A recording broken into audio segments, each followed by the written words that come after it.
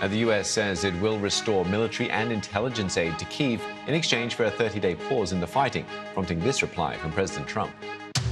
Hopefully Russia will agree to it. We're going to meet with them later on today and tomorrow, and hopefully we'll be able to wipe out a deal. But I think the ceasefire is very important. President Trump reverses his plan to double metal tariffs on Canada in another US policy twist. And the former Philippines President Rodrigo Duterte is being flown to The Hague, where he'll face trial at the International Criminal Court. The United Nations says entire families were killed in Syria's coastal region during last week's clashes between the new authorities and loyalists of former President Bashar al-Assad. The UN Human Rights Office says it's verified over 100 deaths of Alawite civilians, including summary executions, with small children among the dead. The UN also said it expects the final death toll to be much higher, with a war monitoring group putting the figure at over 1,000. Well, to Greenland now, where vote counting is underway in what's being described as the most important election in the island's history. Around 44,000 people were eligible to vote, and turnout was higher than usual in the capital Nuuk, prompting officials to extend polling hours. Voters have been selecting a new government, with first results expected later tonight. But the vote is also seen as a crucial signal of Greenland's feelings towards independence from Denmark, and recent suggestions by President Donald Trump that the US should take control of the territory, something he doubled down on during his speech to Congress last week.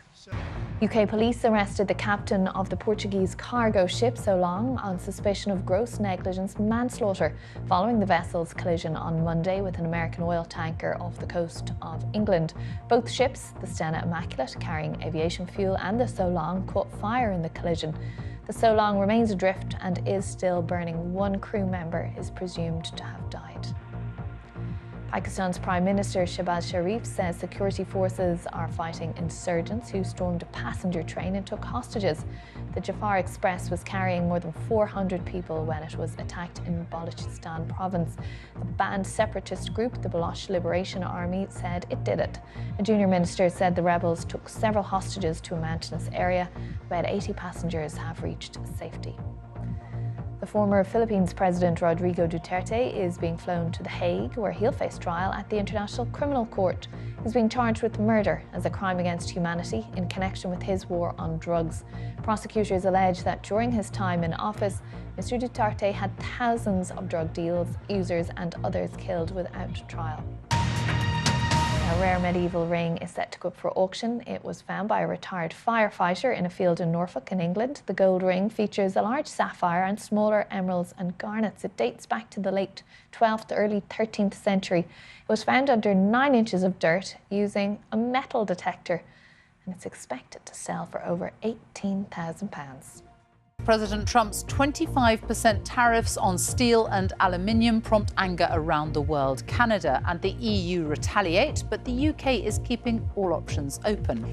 Cracking down on illegal drugs, one reason Donald Trump says he's brought in trade tariffs. We report from Mexico, where most of the drug fentanyl is made. Will the trade war stop the drug war? Also tonight, President Trump says US negotiators are on their way to Russia. He hopes President Putin will agree to a ceasefire in Ukraine.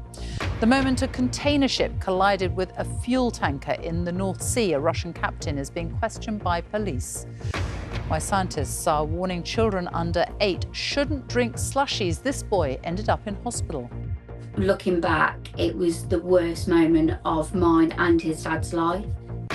And the Harris Hawk in Hertfordshire that has tall men in its sights.